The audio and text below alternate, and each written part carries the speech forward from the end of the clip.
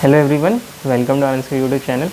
Today we are going to learn about heart or human circulatory system. As you can see in front of me, there is a 3D model of heart. So before coming to this model, I would like to describe you about blood, because the main tissue that is going to be flowing from this organ is blood.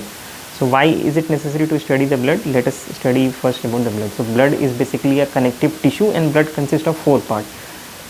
Major is plasma, RBC, WBC and platelet. Plasma is basically the fluid matrix or the liquid part of our blood. It contains almost 90% of water. RBC is red blood corpuscles. RBC doesn't have any nucleus in their cells. RBC carries oxygen through them. That's why it is very important for her to flow the blood which is rich in oxygen. Okay. Next is WBC.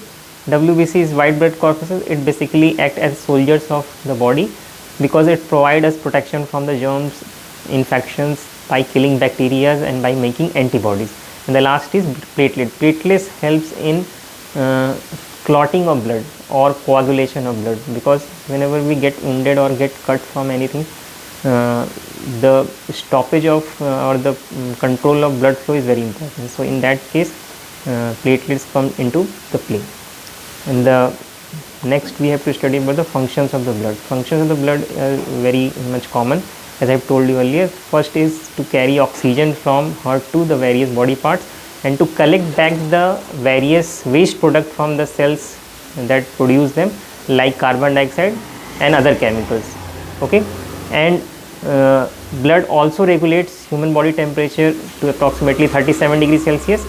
Blood helps us fighting the diseases by killing the germs, by making antibodies. Blood also carries waste product from liver to kidneys and thus by excretion in the form of urine. Blood also carries hormones which are produced from the endocrine gland to the various body parts. Okay. So after learning about the blood, we can now come to this 3D model to understand the circulation of blood through this diagram. Okay.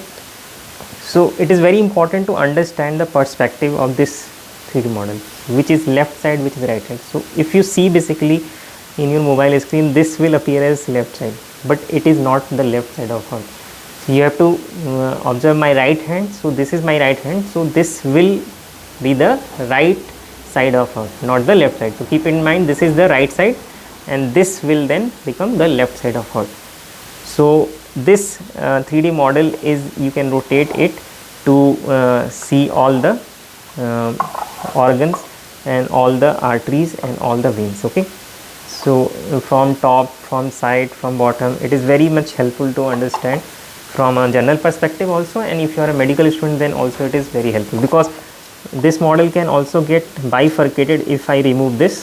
This is a magnetic strip which is used to attach them. So here you can see the right atrium, right ventricle, left atrium, left ventricle. There is tricuspid wall, there is bicuspid wall. This is aorta, the pulmonary vein, vena cava, pulmonary artery. Okay. And these are septum, interventricular septum. Okay. And the muscles you are seeing in the form of sinoatrial node, atrioventrical node. So these are the various muscles which are shown here in very colorful structure. Okay. So let me close this and try to show the blood flow again. Okay. So if you start from your journey from the cells, for example, if I have given oxygen to the cells and cells have used that oxygen, that means they should have released carbon dioxide, and that blood is less in oxygen and more in carbon dioxide. So that blood has to go back to the lungs for getting rich in oxygen. Okay. So that means that blood has to come through main vena cava. Okay. So through main vein or vena cava, the blood will come in right atrium through this part. Okay. And through this part, then let me show by opening this. So from here it will come and then it will go down, and from this valve will open, and this from here it will go to up, and then from here it will go to pulmonary artery. From here the blood will be going in the form of deoxygenated blood.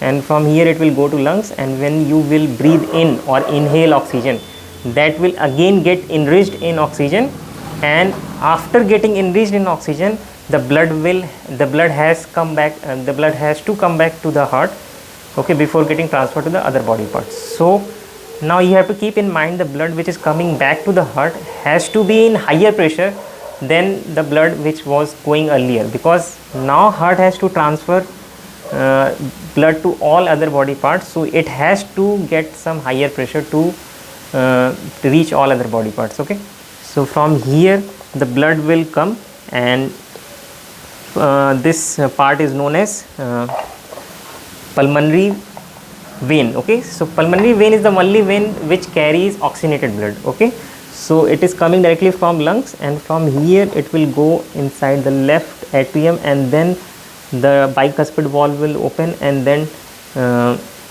it will go into left ventricle, and from here you can see this is known as aorta. Okay, so from here and from here and then back to here, so these are the primary or secondary aorta veins, and this is the main aorta veins. Okay, so this red colored tube you are seeing is the most important artery of our body, that is known as aorta, and from here it will carry oxygenated blood to all other body parts. Okay, so in this way you can see there is a one pump on this side, and there is another pump on this side of heart. That's why human heart is known as double pump. Okay, and this human heart works by relaxation and contraction of muscles. Okay, they are cardiac muscles, and for the protection of this whole structure there is a pericardium structure around this heart in our body. Okay, and let me tell you some other information related to heart also. Heart beats non-stop till your birth to till your death. In fact, even when a fetus is inside the mother womb, that from that time the heart starts beating. Okay, and till your death the heart will beat non-stop. Okay, heart has double circulation. One is pulmonary circulation, when blood flows from heart to lungs and back to heart, and there is one other circulation which is known as systemic circulation, when when blood flows from heart to rest of the body part and back to the heart. And we can measure the pulse of the heart. Pulse of the heart means beating of the heart, so there is a pump, so it will automatically beat. So pulse is the number of beats produced by heart in 1 minute. So basically human body produce normally 70 to 72 beats per minute. And lastly, I would like to tell you about the blood pressure. Blood pressure is a very important phenomenon related to this heart.